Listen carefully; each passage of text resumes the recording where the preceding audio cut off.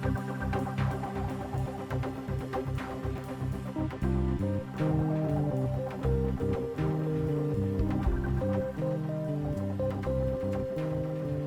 there, everybody, and welcome back to the Growing Band Director podcast. My name is Kyle Smith, and joining me is my friend and colleague, Jeff Smith. Our mission is to share practical advice and explore topics that will help every band director, no matter your experience level, as well as music education students who are working to join us in the coming years.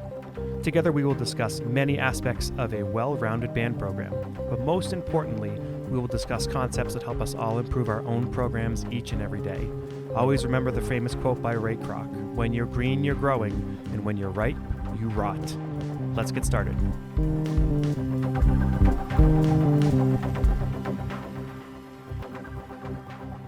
All right, welcome back, everybody, to the Growing Band Director podcast. Thank you for joining me. This is episode 60, and we're doing this all on reflections of Midwest, and then what was great about it, and why you should go to Midwest, and then resolutions, and how we're going to be improving as band directors coming up. And I have three very special guests with me. But before we start, I want to thank Jacob and Thomas for reaching out recently about how the podcast is helping you in your teaching and networking with other people. And I just want to say thank you for reaching out.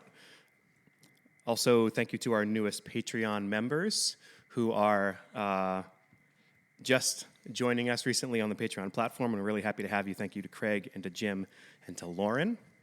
And we just had Hailey back in. She had to move her car, and but we hadn't actually introduced anybody yet. Okay. Why don't we start with you? Oh, wow. So from my left to right, I have three of my closest friends: Hailey Francoeur, Adam Newton, and Joey Hendricks, and they're all fantastic teachers. And what I think what puts you guys all in the same category, even though we all play completely different instruments, like we actually have a band here. Yeah, We'll have to do that sometime. Yeah. Is that I think all three of you are in the category of teachers who just get it done, right? Like whatever comes your way, you just have to roll with the punches and you just do it, right? Yeah. So it's education in a nutshell, really. Yeah. Yeah. Especially these days. Yeah. Very true. Sure. Yeah. So Hailey, since you just came in on Festive Sweater Day, tell us a little bit about your background. A short intro. Okay. I grew up here in Westbrook, went to Westbrook High School, and went to Southern New Hampshire University for my degree, and I teach at Sanford High School currently. The band director there. This is my second year, and just trying to continue to build that program and just kind of keep things moving there. Working on my master's in wind conducting as well. But yeah. And you're a percussionist. I'm a percussionist, yes. Play the drums. But originally, I was a flute player, and then a vocalist, Oh. and then I landed here. Yep. So, and it worked out so far. So. Well, you're very passionate. Yeah. Yep. Do my best. Yeah. And one thing that's great about you is you always seem like you're trying to get better. Yes. It's awesome. Yeah. Thanks. Welcome to the profession. Yeah. Yeah. Yep. Oh, figured that out quick. All right, let's move to Adam. Adam, one of my tuba player band director friends. So I teach in the Gardner Main Schools. It's MSAD 11, and I direct the 5th and 6th grade band up there. I also help out with the 7th and 8th grade band. I help out with the middle school chorus groups, and I also work with the Westbrook Marching Band. So, during the fall, a couple times a week, I drive an hour and a half to Westbrook to help out with the Westbrook Marching Band program, which is great for me, hearing doing middle school music all day and then working with a high school group. That really helps benefit me and teaches me a lot about things that I can do with my own students too. And that's a great resource for me and great thing for me professionally to be able to do as well. Well, I actually learn from you every time we're together. I don't know if you know this or not. But one thing you do really well is the opposite of what I do. I tend to try to hurry through things and to do it as quick as I can. And you seem, every time you're explaining a concept, to you slow it down and you try to be as clear as possible for the students so that they understand the material that you're teaching. Sometimes you actually take a little more time than I would take, but that teaches me that I should probably repeat more and take a little bit longer in explaining things. That probably, for me, comes from the middle school mentality where a lot of times these days you have to repeat it 5 times for them to get in. So that's probably where I get it from. Wonderful. Joey. So I grew up in South Portland, graduated from there in 2012. Then I went to the University of New Hampshire, where I got my undergrad. I then taught at Yarmouth High School for 6 years. And then this year just started in the Westbrook school system. So teach with you and Crystal at the high school and middle school. So I do grades 5 through 12, as well as work with the marching band and jazz and all that fun stuff. And before you mention it, I am a saxophone player. But no one's perfect. Okay. Wow, usually it's the drum joke. I know, usually. I was not expecting the saxophone slander, but that's fine. But you play a little bit of everything. Yeah, I mean, so growing up, I sort of figured out in like 8th grade that I wanted to be a band director. So very early on, Jean Quinn, who was my middle school teacher, I was like, hey, I want to learn this. And she was like, great, here you go. I kind of just like started teaching myself everything. So before I graduated high school, I think I could play pretty much everything but tuba as far as like band instrument goes. So here we are. We'll hook up So sometime. we could really start a band here. We really could. We could do that. What do Okay. What do you need? I remember when you were in school and Skeff said, I have this kid who's a freshman and he doubles on life. Right. So, yeah, the fact that you play everything and teaching with you're very able to go with the flow, which is super awesome. Again, something that I try to learn from because I'm usually pretty like, nope, we're going to do it this way and that's it. And you're able to like get to the same objective, but feel like you're flexible. Well, I found really early on, like second day of teaching, that like if you go in with like, at least for me, if you go in with like too strict of a plan, like there's gonna be a handful of kids that like don't understand how you explain something or whatever. So you really just like had to be flexible and like do that, which I think I try to get better at every year. But yeah, it's rare that like one size fits all when it comes to education, I find. I'm also amazed how you can be so flexible, but also such a planner. Like the other day, I was like, we had to go back and do some paperwork on some what he did on a lesson or whatever. And he's like, oh yeah, November 7th or whatever. Yeah, he pulled it right up and he's like, oh, we did this, this, this, this, and this. And I was like, whoa. I have a whole talk. Yeah, I know about that's people. what I stole from Yarmouth. I know a lot of people use planners. And so then they look back each year and all that. But like the detail you had was pretty unbelievable. Wow. Anyways, so woodwind player, trumpet player, tuba player, percussionist. We could do all the things. Let's start a band. All right. Cool. You need like a jingle for this? We can make one. That'd be great. Oh, that'd be so fun. Sure. We need one of those, like, between all of us, like, playing all of the different instruments, like 12 different windows or whatever, and they're all just us doing all of them. Oh, yeah. That'd be amazing. I will play trumpet. Whoever wants to organize that. It's officially off my plate and onto yours. Great. Okay. And all of you, I'm very jealous, you all went to Midwest. And I did not. So I want to hear about it. I want to hear why it was so. First, let's start with, if people are new to Midwest, why should we go to Midwest? Well, it was pretty awesome, not going to lie. There was so much there. There was a really wide range of anything from picking repertoire to finding new repertoire to just watching, hearing from just the greats in our profession, but also all the vendors that were there. I mean, it was anything that you could need was right there, all in one place. And then the networking opportunity, too, to just meet people from around the country, around the world. That was pretty, to me, for that being my first time, that was kind of the big thing that I was just kind of observing and looking around like, wow, all of these people do the same thing that I do. That's crazy. I thought this was such a niche thing, and here's hundreds, thousands of people in this one place that all do the same thing. I know for me, like my why at the end of it kind of became two things, was learning new techniques on doing what I do, but also sort of regaining that spark, regaining that motivation for what I'm doing. Seeing, not just people and programs that are doing amazingly well, but also being able to talk with band directors who are in a similar situation to me, and being able to, realize, I mean, I've known it all along that there are plenty of other programs that are like mine, but being able to talk to those people in real life and be Describe like, your yeah, program. Describe your program in like, 30 seconds or less, your town? It's a small town program. I mean, my sixth grade band has 50 students in it. In fifth grade beginners, I've got about 75. What's the population of Gardner? Probably less than 10 grand. Yeah. I mean, probably 8 grand, I would That's say. pretty great for that So, size. Yeah. So it's, so being able, like I said, to talk to other directors who have programs very similar size to mine was, and it didn't occur to me before I went there that I would probably meet people like that. I knew I would see wonderful, amazing programs too, but it didn't occur to me that I'd also be talking to people on my similar level too, and that was mind-blowing for me. Because it can be so isolating, right? You're the only one in your building, usually. I mean, I know we share sometimes, and a lot of people out there get to share, but basically you're the only one who does what you do, and then you have to. So I can imagine how that feels to realize there's this whole community of people. Yeah, no, absolutely. They're out there, and you just, they're probably not far away from you. Yeah. And then getting those contacts and that network, like, I'm sure those people you could like reach out to in the future to like, get tips from or like exchange back and forth. Yeah, absolutely. Not to sound like a broken record because they said everything I was going to say. But also on top of it is just there's so many resources that like, you can get from this, both physical and just like pedagogically, that you can bring back to your classroom.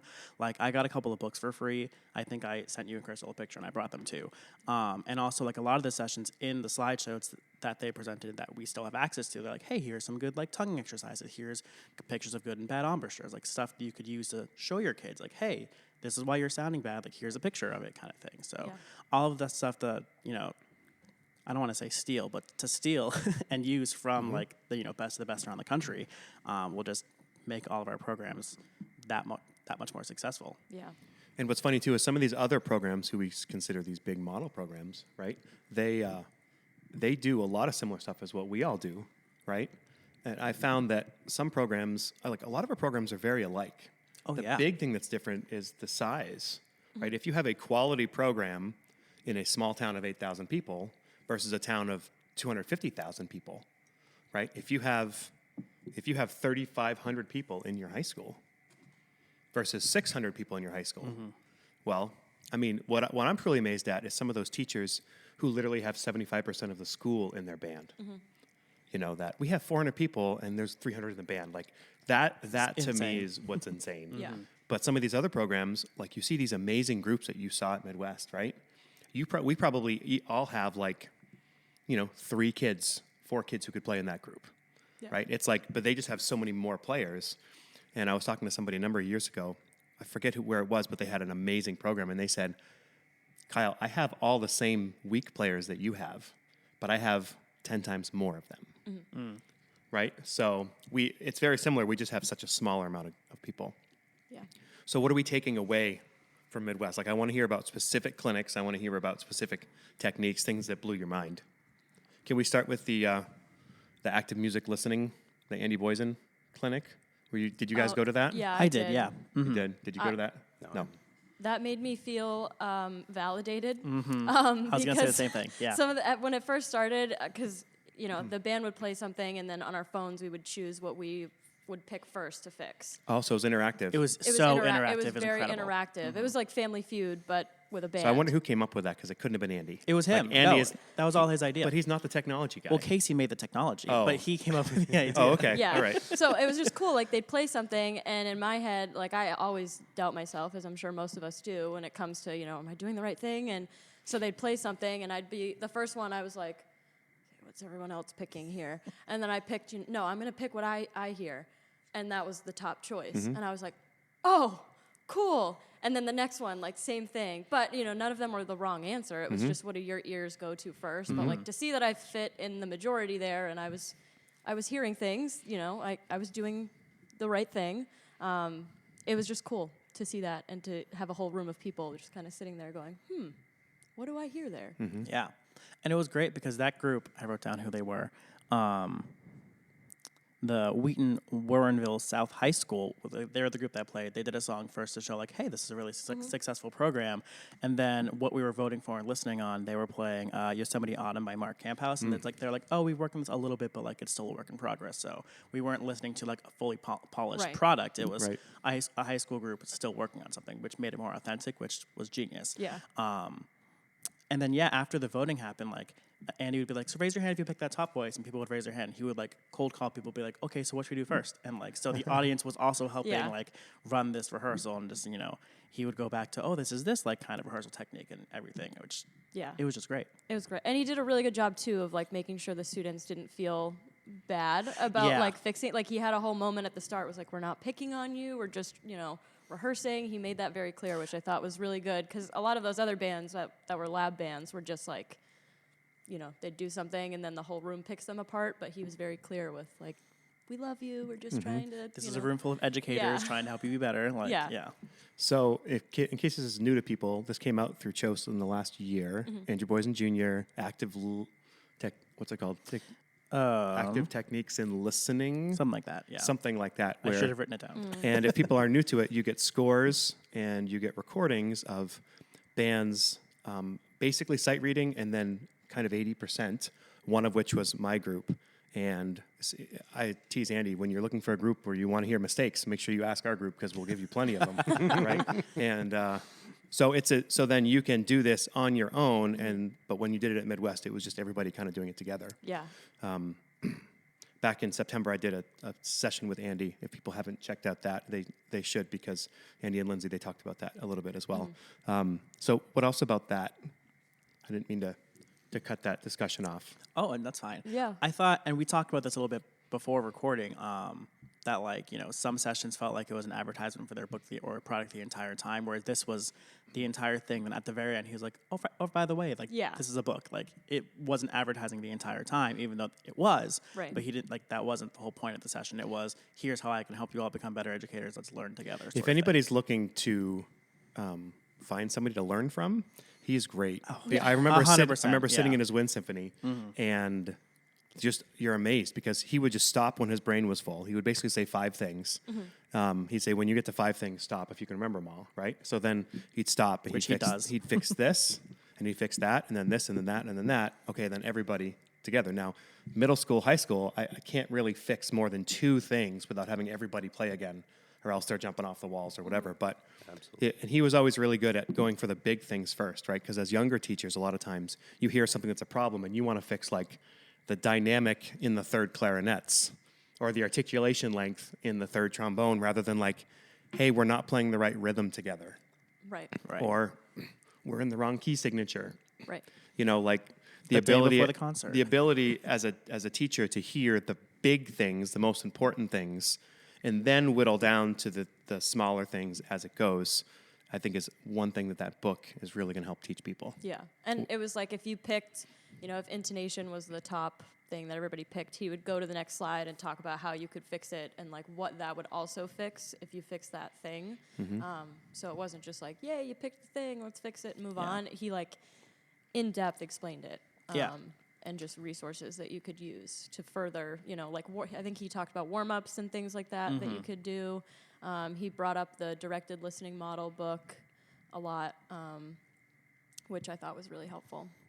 And I thought it was also validating to a sense, kind of like you were mentioning, that like whatever I voted for could be like one of the top 3 answers. Yeah. And he's like, well, like if the top answer is intonation, that also, pertains to balance and to Right. like listening and all this stuff. Yeah. So like even if yours wasn't the top answer, they're all connected because they all, affect what's going on Right. in the group, which was really nice. Yeah. What I love about this method is it's clearly originally, I think, aimed for newer teachers who get on the podium and say, okay, they conduct and then they stop and they go, what am I going to work on now? Right. Whereas veteran teachers, we're kind of thinking that all the time. Then when we stop, I remember Mark DeTurk at University of New Hampshire would always say the middle school cutoff is you'd cut off and at the same time as you released, you'd say, don't talk, right? You have to talk right when, or else if you leave that break after cutting off, that they're just going to start doing that, right? So, but I think he's found that a lot of people who are veteran teachers, it helps refresh what they're listening to, right? And Absolutely. Yeah. so it's not just for younger teachers, even though that was the original design. Right. On a similar vein, one of the sessions I went to was with Chip DeStefano of the McCracken Middle School Symphonic Band in Illinois, and exact same thing. Like as soon as he heard one, the tiniest thing that could be made better, he could say, bari sax on your D, it's a tiny bit sharp, bring that down, and just instantaneously just rattle that right off. And he just blew my mind. I mean, him and his band. I mean, his band was there performing. And absolutely, just in that instant, know exactly how to make the sound better. And that's something that, all of us try to do every single time. And sometimes we're better at it than others. I fully admit that. And, but just every single time, it's that one little thing that can just step it up that one notch. And so on a similar vein, he's always listening for, it's probably in his mind like a list of 500 things that could all go wrong. And I heard 5 of them, and here's what they are. Boom, boom, And boom, sometimes it's like, okay, I haven't picked on this section for a while, so what I'm going to say is going to be a bari sax thing. Right. Whereas it might really be clarinet too, but you've just hammered on that kid for the last 3 weeks, Right. or kids, and you Or for the last 30 minutes. Yeah. Yeah. Yep. Absolutely. I went to a session that I think was probably one of my biggest takeaways called "If My Ensemble Sounds So Good, Why Do I Feel So Bad?" Mm-hmm. And I wanted to get to that one. Yeah, Scott Lang did that, and it was very eye-opening. Where's he from? Do you remember? I don't. Okay. But he, it was a very animated, he was, yelling at you from the start to, get you into it. And I mean, yelling. But he kept saying, I don't remember his exact words, but he was saying, our profession is a soul-sucking, life-draining, profession. And he basically said, you should feel bad at the end of the day if you're doing your job correctly, because it's a soul-sucking, life-draining, profession. But he made a really good point at one time where he said, be the educator that you are. Stop trying to be somebody else. Stop trying to get your band to a level that you just probably can't. And he was like, I know that my band will never be a Midwest band, and that's fine. I'm going to do what I can and make my band the best that, we can do in our area. But, we're, being from Maine, it's hard for us to get to Grand National Championship, right? Mm-hmm. We can dream and we can try, but we shouldn't be, killing ourselves over trying to get to that point. But the whole session had a QR code. So you were answering a survey at certain points. He'd have you stop and answer these questions about, why did you get in the profession? What do you want people to see you as? What are your goals? What do you want to do with your band? And by the end, last 5 minutes, he was like, okay, the next 5 months, you're going to get a visit from yourself every month.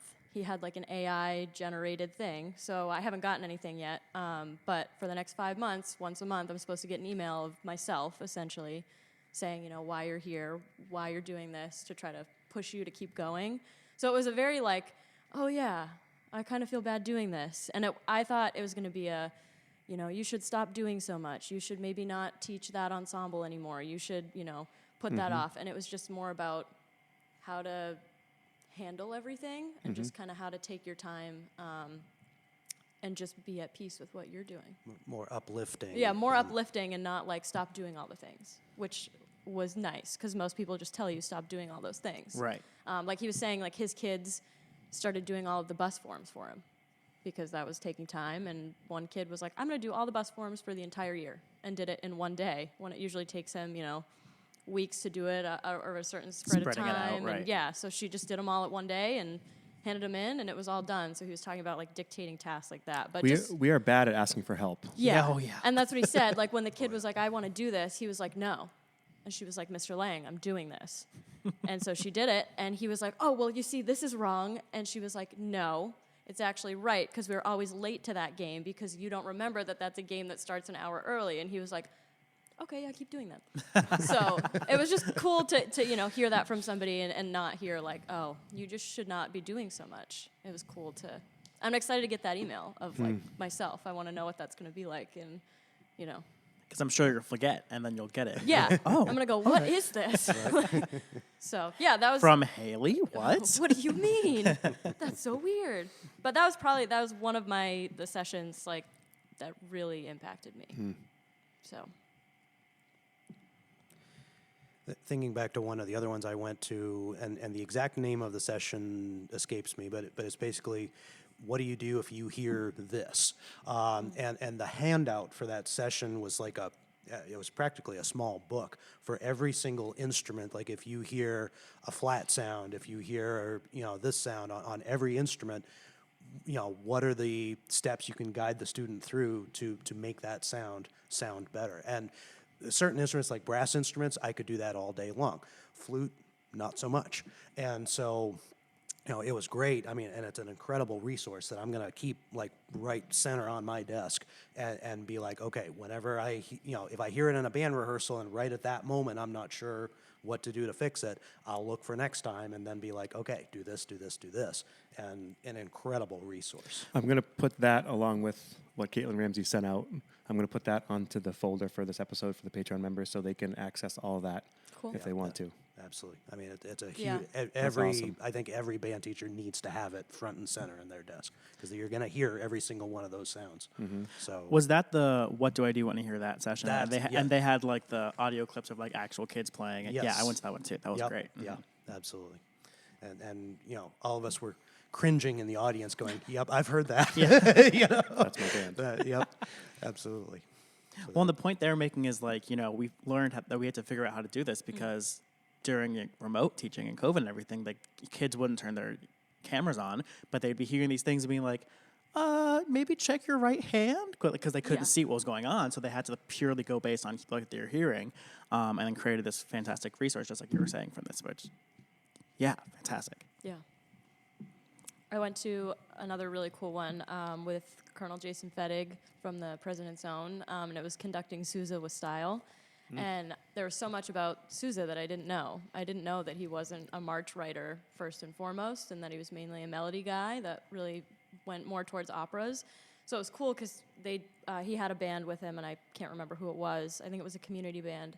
But they would play sections of a march, and then he would talk about, I thought it was going to be, add bells on the second strain, whatever. But it was like how to make it musical, because I think a lot of us get in the habit of, it's just a march, whatever, doing the thing. This is the time, great. nothing Yeah, else. this is the time, just play it in time, and we'll be good. But he talked about, how to bring the melody out, what the counter melody could do to help just, put it to that next level of making it sound actually musical, and you're not just playing through a Sousa march, and kind of what he intended. So I wrote like a ton of notes for every march that they did. I just had no idea of some of the connections between, like, this march takes parts of this opera and the melody is from this. I didn't know any of that. So it was really eye-opening, and it was cool to, obviously just see him conduct Sousa was just interesting. And he talked about, like, they don't need you to conduct everything. That was his big thing. He was like, they don't need me in the Marine Band. They don't actually need me. I'm just there. Because, he was just throwing his hand up once in a while. He walked away at one point, and they're just doing their thing. Right. So that made me feel better, too, especially, like, working on my conducting stuff for my master's and hearing, like, you don't need to do all of those things all the time. They got it. So it was really eye-opening for me for the Sousa stuff. Jeff Priest always says that the conductor is just the hood ornament to the Cadillac, Yep. right? If you look at the Cadillac and you see the hood ornament, if you rip it off, it's still a Cadillac. The conductor shows you what the music is supposed to look like. Yep. Even though that's not always our real world Yeah. and where we live. But other thing I was going to mention, I saw Wynton Marsalis do this thing on marches. It was this Sousa to Satchmo video back from the late 90s where he takes, it has the early version of the Lincoln Center Jazz Orchestra as well as the Tanglewood Symphonic Orchestra or something like that. And they play, I forget which march, but they play this march in that style and then the jazz style, and they break it down and how it's similar and all that. And he talks about the counter melody along with the melody. Now in jazz ensemble, that's the counter melody is the clarinet obligato line that goes on top of the melody, whereas in the march, it's usually the trombone, tenor sax, baritone part, right? So he talked a lot about altitude, about the altitude of airplanes, like how can two airplanes take off and go at the same time and cross each other and not crash. Well, if one is 10,000 feet higher than the other, then it works fine. So if you compare the melody to the counter melody, the fact that they're moving at similar times, they do have moving parts at separate times, right? So they work really well together. But at the same time, because they're an octave apart, your ear can process both of them and understand both of them. It's not just another melody. It's supposed to be, very complementary to the original melody. And the whole altitude thing was a really big takeaway for me with the counter melody being down an octave. And if you bring that out and make it, like you said, more musical, Yeah. then that helps the entire march. Yeah, he had the band do some of those things where, play it just, normal, don't really do anything, and then he had them try to enhance it, and the difference was just insane for some of that. And it's funny, sometimes you can just have even young students, you can say, how can you play that more musical? Like, how musical can you play that? And then a lot of times it just is much better. Right. Just by empowering them to play their best musicianship. Right. That does not always happen. Right. What is it? One of my friends says, emote freely doesn't always work for middle school kids. Yeah. You never know what you're going to get when Yeah. you ask Yeah. for that. But no, that blows my mind, because having played tuba, sitting next to like the euphoniums, who always Right. get these wonderful counter melodies, and you making that connection between that and the operas and whatever, that kind of blows my mind Yeah. right now, because and it makes total sense. I had that's what he started with, was like, did you know that Sousa was not just a march guy? And I was like, I didn't know. Are you sure? I was like, what? So I just, that just immediately took me. But he went through all these different marches and said, it was from this opera. Can you hear, the melody there? And, this is what was going on. And it blew my mind, some of that stuff. So it was really cool. One of the sessions I went to that was validating, because a lot of the stuff that they were saying, I was like, oh, I do that stuff too. But also, I took a lot away from, was the Filling Your Toolbox for Effective Rehearsals, which was by Christine Cumberledge from Central Junior High in Texas, because, programs down there are insane. But one thing I thought she did really well for the session is she was like, okay, for this entire session, I'm treating you like my kids, and everything I talk about, I'm going to have you do. So she would talk about, when she has her kids do something, say, oh, when your section's finished writing in these things, stand up, just to keep the kids constantly moving, but also it's a visualizer for, oh, you've finished doing the task I asked, it's done. So she would have us do a barcode thing, whatever, answer it, and then actually stand up in the middle of the session and be like, okay, we're done. And then she would occasionally cold call people out and whatnot and whatever. But one of the biggest things that I took away from that, because I tried to go to more middle school sessions, because I'm still just new to teaching the middle school grade, because this is my first time doing it in my career, was how do I want to word this? She said that when she starts her beginners, which I think they do in 6th grade there, which, a lot of our programs here do that in 5th grade, she was like, yes, I pass out the books right away, but we don't start from page 1. She actually goes back and starts from the fingering charts. And what she has them do is she pantomime, she has the kids hold the instruments on their shoulder, so they can't physically play it, but they actually practice playing through the fingering chart, so they can think about how to go through the instrument. But then obviously she doesn't have them try to play a chromatic scale first week of beginning band. It's just hey, this is just so you know what's in the back. This is the fingering chart. Here's all the notes, but let's start with E on clarinet or whatever it is. Which at first when she was explaining it, I was like, that's insane. I thinking of the 5th graders I'm teaching now, I'm their minds would explode. Yeah. They wouldn't know what to do with this if I tried doing that. But she was saying how it's a kid went home and the next week came in to show her hey, I can play my chromatic scale. And she was thinking they were just going to show her.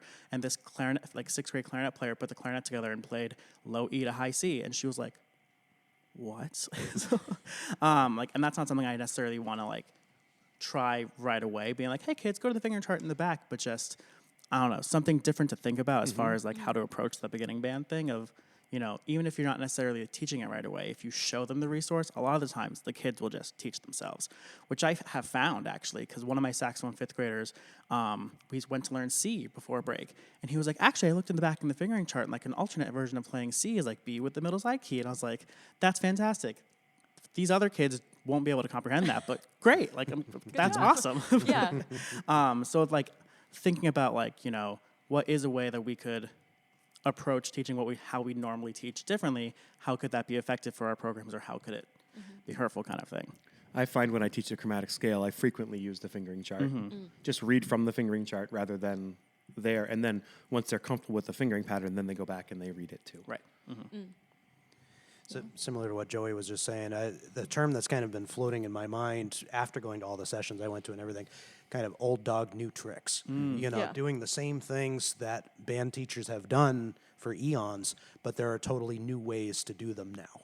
And that's something I need to remind myself a lot, is that the old back when they still made Oldsmobile cars, one of their slogans was like, "This is not your father's Oldsmobile. This is not your father's concert band." Everything is totally different than even 5, 10, 15 years ago. Yeah. And we, I think, as band teachers need to remember that there are always new ways of accomplishing the same thing. And if way one doesn't work, there's 5 others behind it that could possibly work. And you need to remind yourself of that. Don't get stuck trying to do just the one thing that used to work. It might take something else to get there. Right. And I need to remind myself of that a lot. Absolutely. Yeah. I also find I used to be really bad at asking for help, especially early in my career, because I was just like, well, I know what I'm doing. I just graduated, so I know everything. Like, I would just try to teach, and if something didn't work, I would just be like, oh, whatever, they just didn't get it. Yeah. Whatever. And then, like, you know, as time goes on, it's like, no, there's people who know more than me, and I should reach out and ask for help and, like, get some insight on how I can do this thing better, because Right. I'm still not even 30. I don't know what I'm doing. Like, One of those tools that you use a lot is the John McAllister music website, right? I had a session that with him a month or 2 ago, and if people haven't checked it out, they should. And I remember you reaching out right away, like, "Oh, I love the John McAllister stuff." So what's great about John McAllister stuff? I mean, there's way more than I can describe in this podcast, really. Right? I mean, there's a lot of, resources on there, for sight reading and all sorts of rhythm activities and you name it. There's a ton out there. And it should be similar to what I was saying about the, what do you do if you hear this? It should be a resource that band teachers should go to Yeah. regularly. The- Really it should be. The cinematic warm-ups Yeah. are phenomenal. Like, I do those with my kids, and it gets them to put emotion into, like, their warm-ups, because I always paint a scene. I'm like, what does this make you think of? And we make the whole movie to whatever that warm-up is, and I don't give them the sheet music. I put it up on the Promethean board, and some of them can kind of see it, but I just say, okay, we're in the key of whatever, this is 1. And so it gets them to do a little bit of theory really quickly, but also gets them to play, their B-flat scale with some emotion behind it, like they're in Jurassic Park or something. And it's just a cool, fun way to get your warm-ups in and to get them to have fun with it. And it's not just, okay, play your scale in half notes, now let's do whole notes. So His whole mission is to take the fundamentals that kids are supposed to be doing all the time and make it more accessible. Yeah. And basically make them go home and want to work on their own fundamentals without you there. Yeah. That's his whole mission. I think he does a great job with it. I mean, that Yeah, stuff is absolutely. amazing. I've started using his sight reading stuff even for my intro to band class, because like they're starting to get to the point I'm like, oh, we could sight read some stuff, but like let's make it fun first, because he has that's like the video game style like sight reading level 1 kind of thing. And at first the kids were like, what is this? And then after they did a couple, they're like, oh, I get it now. And like Yeah. we started sight reading more, and they were getting better and better at it. And afterwards I was like, was that fun? They're like, yeah, we should do that more often. I was like, oh, we will. Don't you worry. But I'm glad they also bought into it, because Yeah. everything he has in there is fantastic. Yeah. I had another session that I went to that was also really eye-opening and helpful. I'm still really trying to build the jazz culture at my school.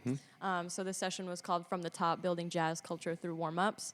And, that immediately that title was like, yeah, that's me. I need that. Because my kids like being there, but it's very much, oh, I got this thing. I can't come to rehearsal today. And, they're not really... I don't know. They don't seem super excited about it yet. They like it. But something that she starts every rehearsal with is she just puts a song on, same song the entire school year, and they sing and dance to it. So, she used Every Day I Have the Blues, the Count Basie version, and she had a group from her school, I think one of the top combos, and she put it on, and we all stood up, and we all, swayed and snapped our fingers, and the kids were singing, and, some of them were singing the lyrics, some of them were singing the horn part, and they knew it really well, so they got really into it, and that was kind of her attention grabber for all of her rehearsals. And, she said the first couple weeks are awkward because they don't want to do it, they don't know what it is, but then when they start to know the song, they almost, they just know. So instead of being like, okay, quiet down, everybody, sit down, she just puts the song on, they know.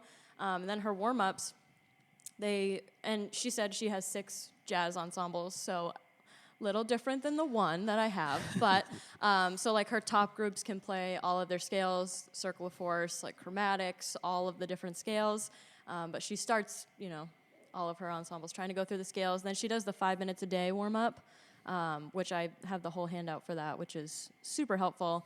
But then what I thought was really cool is she has a chart that's just 4 measures of a bunch of jazz standards. So like Blue Monk, Doxy, and she put them all in the same key. So some of them aren't in the original key.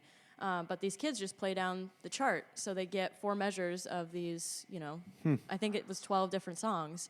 And they add that to their vocabulary. And she said that could take anywhere from 5 to 10 minutes a day. Right. But they do that every day, and then they'll go into soloing after that.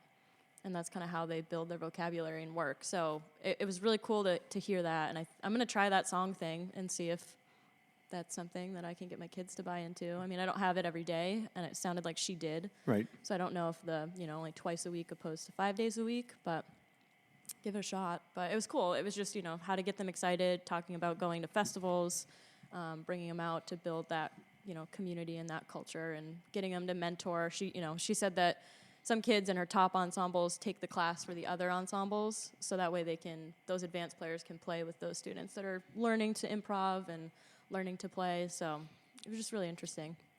One other thing you can do too is if you invite somebody local to come in and guest with your band, but only with the jazz ensemble, right? So it's like they feel special, right? Whoever that person is, they're better than they are, right? Right, and that's what matters, right? Yeah. Well, wow. What about the groups you guys heard? You talked about McCracken. That was a clinic band, though, right? They are a performance band. They're amazing. Right. But that was a clinic. Right. And I think they played one piece straight through, if I remember correctly, but the rest of the time, it was basically a clinic band. Yeah, it was sort of open rehearsal type of style. And yeah, he had them doing everything from warm-ups to, taking a section of the piece and going, okay, now let's do this, and this, and play it again, and, can you hear the difference there? That's something that doesn't happen enough, is those rehearsal bands at conferences. And Maine, were you in the band when we did it? I don't remember, but just having your band go and being the guinea pig to work with whoever on a piece that doesn't even have to be perfect. That's just another wonderful way to bring culture, right, to build culture. I saw a handful of groups. One thing that scheduling wise that frustrated me a little bit with Midwest, and this is kind of one of my biggest negatives, I guess, to say about it, is that I never could sit through an entire performance because they would always overlap with a session I wanted to go to. So I'd go listen to 45 minutes of a group and then run to make it into another session, which sometimes I'm like, oh, which one's more useful for me because I want to hear it all. But I heard the majority of the Artie Henry Middle School band perform, and they opened up. I have the program somewhere. It's and my memory's mush, but they opened up with a grade 4 thing, which they played phenomenally, and they played anywhere from grades 1 to 4, and they had different guest conductors come in. But I was sitting there these are middle schoolers. This, you sound like a professional group. You are middle schoolers at Midwest right now. I thought they were phenomenal. But then there was one moment where it reminded the audience they were middle schoolers because a trombone player was my instrument's broken, and they brought someone in to take and bring it off stage and fix, and everyone kind of laughed and applauded oh right, still a middle schooler whose instrument still will break and whatever. But the musicality in which they played everything was just incredible. I think it's more common to get high schoolers there because they've been playing for longer, but in this group is 7th, 8th graders. I'm literally how? Right. But I thought they were phenomenal. They were one of the groups that I saw. Yeah, going off of what Joey said, that was my biggest issue. Is I did want to see a lot of these ensembles, but I felt that the sessions were going to be more beneficial than seeing the group. So I saw the Westlake High School studio band because Terry had a bunch of charts played. I think 3. They were great. I mean, that was phenomenal. They had a bunch of guest artists come out. I went to the H. Reynolds Open Conducting Institute rehearsal where he was just working with a small little group of woodwinds and brass, and that was, they were professionals, not a high school or middle school group, but it was cool to see him conduct and to just, he was hearing things that I was I didn't hear that at all, because they were just so good, but I didn't see a lot, unfortunately, because also some of those really good groups were pretty late in the evening, 8:30, and it was tough to get back to the convention center. You can't do everything. Yeah. And also that like was needed to eat. Yeah. I know. Because there's a percussion ensemble I wanted to go see, but yeah, it was all like, I need to go eat. I need Deep to. dish pizza over here. Yeah, Ensemble over we here. did do that. They're all And important there are experiences. also a couple groups I wanted to see on Thursday, but because of the weather, they Right. pushed them to like 9:30 p.m. on Wednesday, and I was Yep. like, yeah, no. And then Like, I'm gonna Canadian be- brass got pushed back like even farther, Yeah. even later, and I was like, all right, I'm Yeah, out. I think one of the groups, it might have been them. I think they like ended at 10:30, and I was yeah, like, I'm I think asleep. it was. Yeah.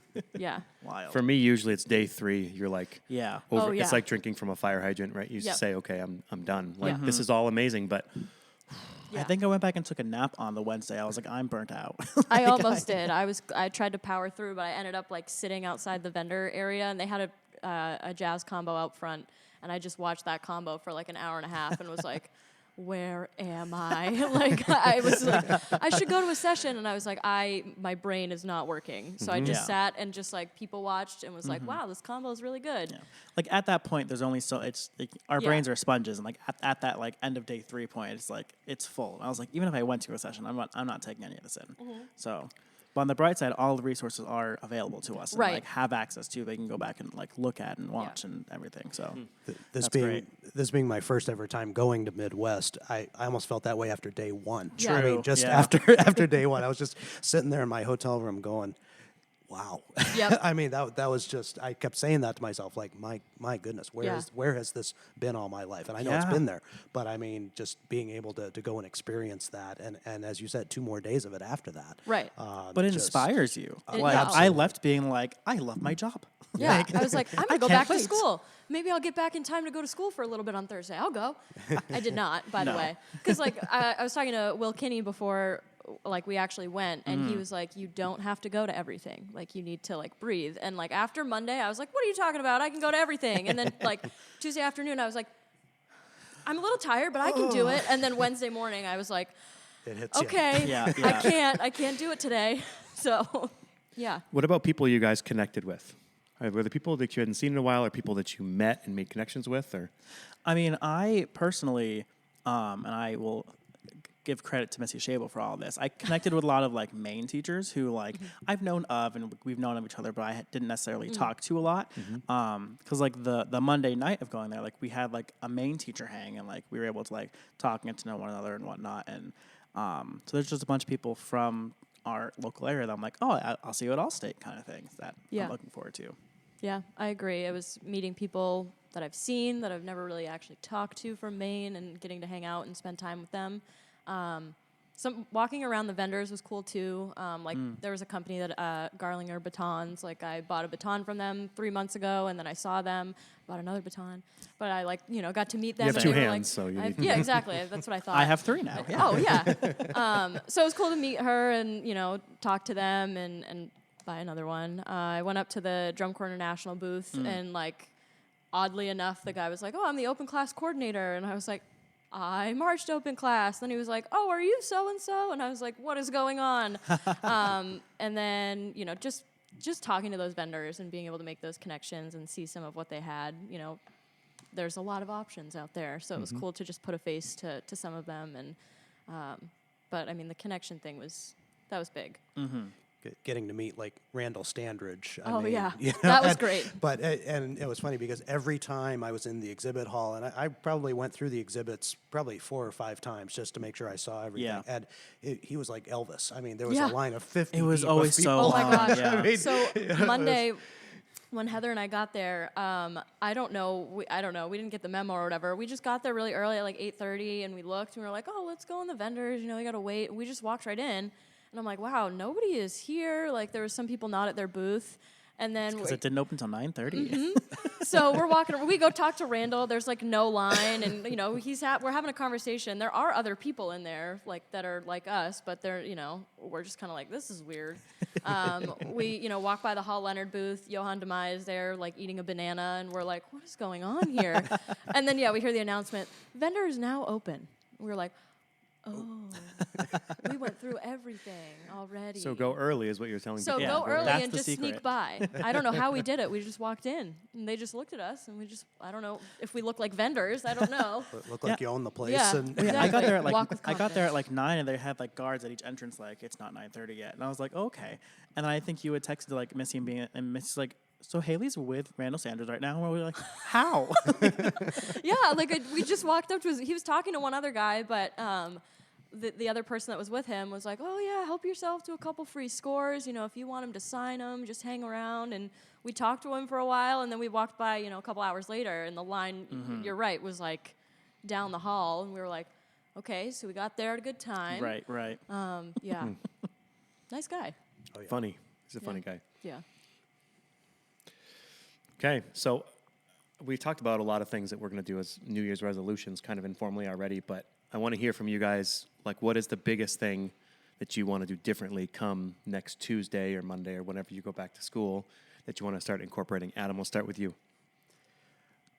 Boy, it would be tough to narrow it down to one. There's a lot of things that I can't. All right, that's we'll name I a wanna do couple. that. So, yeah, number one, I definitely, and I've heard people discuss, like, you know, using the drone to help with tuning, and I, for my own part, I hadn't figured out a way yet to effectively use that, and I saw Chip DeStefano using it. I saw a few others using it as well, and it gave me some ideas of ways I can incorporate that into doing what I'm doing with my students. Great. And so that's going to be number one, first thing Tuesday at 7:20 in the morning on Tuesday morning. God bless you. Couldn't be me. I'm immediately going to start with that and start using that as a tool. So for sure. Great. Haley? I have two really big ones. One, I think what I got out of everything was just to trust myself as an educator, and that, like, I'm hearing things that are legit, and the things I'm doing are working. I second guess myself a lot, and I try to find, you know, what is everybody else doing? What can I do? But a lot of those sessions, they said things, and I was like, I do that. And there was a lot of other people that were like, oh, I could start doing that. And I was like, whoa, okay. So I think just like being comfortable with myself and trusting what I'm doing, but also trying to plan my full year before the school year starts and align it with the goals and the expectations that I have for the year. One of the sessions, I don't remember what it was called, Click Save, How to Plan Rehearsals and Optimize Learning and Retention. Like, she gave this whole handout of how to plan, you know, your entire year, your repertoire, putting rehearsal dates down and letting kids see that. And so I think if I did that, I would maybe have a little bit better of a timeline with some of my rehearsals. I tend to do things very on the fly sometimes, and I'm like, oh, we're just going to sight read this, and then we sight read it, and I'm like, oh, cool, that sounded good, let's do that. So I think planning ahead. But you're getting to a point, too, where you can start, you know, your group, Yeah. and you can see a score, and you can say, yeah, it's not going to work for us, or Right. this is going to work. Yeah, and that was like I went into my first year there of like, I have no idea how these kids play. I have Right. no idea what they can handle. I don't know what they know. And now I'm figuring out, you know, they can handle this little push, or they can't handle that. So I think being able to sit down on Tuesday, I'm really going to look at, you know, the rest of my year and what ensembles need what. And specifically, you know, my jazz area and what I can do in jazz and applying some of those. One thing I would suggest everybody do, if you're relatively new to your school, if you've been there long enough, you know what's in the library, but take a couple days and go through your library and listen to everything you don't know. Because Yeah. there's a lot of stuff, I'm sure, that's really good in your jazz library and your concert library. And you say, well, I should do that piece. We already own it. It's going to save us $85 or whatever Right. it is. Yeah, That's great. yeah. Yeah, I remember when I was at Yarmouth, I would like be listening and trying to find stuff, and then I would check the library and go, "Oh, we have that." Like, yeah, so that's 10 out of 10. For me, going into the new year, I think one thing I took away, well, many things, from the Christine Cumberledge session, the filling your toolbox, is that a lot of the like behavioral issues I find, especially at the middle school, like 5th and 7th grade specifically, is just truly where they're sitting. So she suggested like don't just make a seating chart based on like kids behaviorally where you think they'll go, like seat them like strong player, weak player, strong player, weak, because like they'll start helping each other out kind of thing, and like the stronger kids will like turn to whoever's next to them and like start helping them out kind of thing. And I was thinking like, especially my 5th grade saxophones, I was like, there's already like a big range of like who can do what, and we've only been at it for like a couple weeks really. So I think the first section will back be like, hey, happy break, assign seating, and like, but like I'm gonna tell them I'm just gonna do it randomly, but really it's gonna be, okay, that's a strong player, like you can go there, kind of thing. And I think try to be more strict because I always go like, oh, I'll just like trust kids to sit where they want, like we'll move kids if we need to. But I think what I should do is as soon as I can like assess those kids and like figure out where they are, do that like right away. And be like, I'm not punishing you. This is like for your best interest of seating where you're going to be sitting. So I think I want to like start the new year with that and then go from there. One of the things I want to work on, I have two little things. One thing and like a comment. The first one is I think I do it pretty well, but I want to continue to get better at using fundamental block. Because I don't go a day without doing fundamental block in the bands. The fundamental block is always changing.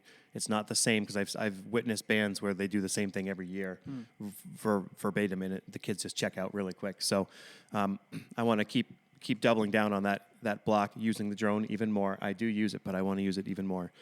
And then the second thing was I have a couple pieces right now that I'm trying to push a couple of my ensembles to figure out, because we know post-COVID, like the pushing kids is totally different. It's like pushing like a waterbed or something, or a bowl of spaghetti. Like it's just you just can't push it. Right. And but I have some groups that I wonder if they're ready for a little bit of a push. So the next couple of weeks are going to be kind of telling, because I have a couple pieces in general that we're working on that it's like, okay, I think this is a little hard for them, but I think if they just buck up a little bit, and then I'll know real quick if I just said, nope, that was a fail, and I'll abort and go to something else. Because in, like, say there's 3 pieces in the program, it's one of the 3 pieces. 2 of the 3 I know are perfect for them. So then I'm kind of using it to feel them out a little bit more and see, will this work for these kids, or do I really need to scale that back too? And some of the kids already are super excited about this quote-unquote challenge. Yeah. And I just can't tell which is going to be stronger, the super excited or the not super excited. Right. And is it excited because they like how it sounds, or excited because they're excited to like dig into it? Right. Both, yeah. Right. Yeah. Yeah. Well, anybody else have anything else? Go to Midwest. Yeah. I mean, like I said, this was my first time going, and I definitely want to go back. Yeah. For sure. Yeah. I'm going to be trying to make it a yearly thing. Yeah. If possible, for sure. Yeah. Because, I mean, yeah, it was a good emotional reset to just make you feel inspired. And, you know, I think we all, especially at the end of marching band season and some of us going into winter percussion and jazz band, we're at that wall of like, oh my God, we're not even halfway there yet. That was a really nice reset. Yeah.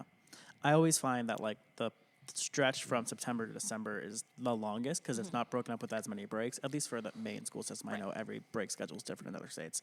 So it's like, oh, we made it to December break. The rest of the year, we've got this. So Yeah. Yeah. knock on wood. All right, I'm going to throw a curveball at you guys. Oh, I'm sorry. yikes. Oh, Can you man. hit the curveball? I'm bad at sports, but go ahead. That's basketball, right? I failed at all the things. I'm kidding. You hit it for the field goal. Yeah. Yeah. Basket. Yeah, sorry. A piece that you really love. It doesn't have to be a piece that is like this brand new piece nobody knows about. It just like a piece that you just really love to do, and it can be any level band. I'm going to start to buy you another couple seconds before it's your turn. There. And you can say pass if you want to, but for me, the piece is Kentucky 1800 by Claire Grundman. The only time you shouldn't do it is if you have 7,000 percussionists in that band and they're in the rehearsal with you. Other than that, it's a great piece of music from 1950s, and I think a lot of people don't know about it. A lot of people know about it, and they're rolling their eyes, but it's a great piece of music. Kentucky 1800. I know the piece, have but I want to one. look up the composer just to make sure I'm not wrong. Okay. Mine is Luke Sarumque by Eric Whitaker. I do love that piece. I like. You have to have a band that can listen and have good intonation for Good it tone, to, yeah. really, have the full effect. And it's percussionist, and I'm a percussionist, so I feel like it's okay for me to. So what do? You have, like, there's no percussion part. I usually have them play a mallet part. Like I try to do the metallic percussion and give them one of the woodwind parts. And it depends. Why metallic? Just fits the. Light and gold. Yeah. Yeah, the shining from the fits sea. Yeah. the whole mood of it. It's just beautiful. I just love pieces with that chord, like that kind of chord structure, and just I don't know. I love lyrical things like that and the slow pieces. And it is harder than people think, but It is, yeah. you can play it. Right. It, like, it looks super easy, but it's really all about just intonation and listening. And I always try to introduce it. I'll play it for kids, but I turn the lights off and I just make them kind of have a moment with it. And they always end up loving it. I've done it a couple times now, and it's awesome.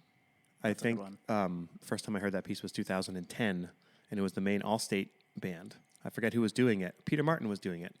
And it was one of these, I just never heard anything like it. To hear like 120 kids who could playing this thing that's whole notes and half notes. And I remember we had a flute player who was sitting right in the middle of the band in the front row. She didn't play for like a big part of it. And she's like, this is the best thing I've ever been a part of. I'm sitting inside this band playing this just awesome. Just the chord structure is gorgeous. Yep. It's gorgeous. So How do we spell that, Lux Arumquay? Lux space. Arumquay. I always forget the Arumquay.